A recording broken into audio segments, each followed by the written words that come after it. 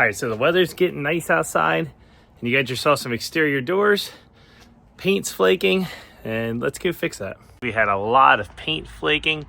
So what I'm gonna do is finish sanding, remove this caulking, and then we're gonna re-prime, re-caulk, and paint.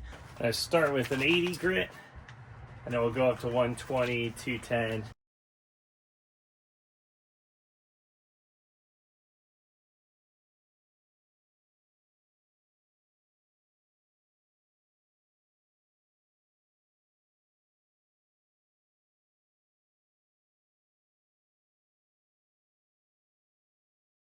Use this Zinsser 123 primer.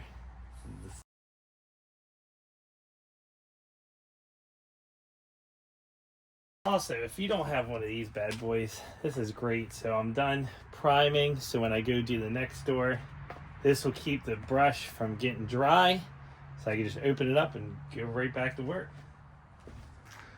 All right, and now we got a coat of primer on it. I caulked all the seams, outside, inside. Stripped out the old caulk before I did that. And then now we're ready for some exterior paint tomorrow to let that primer cure.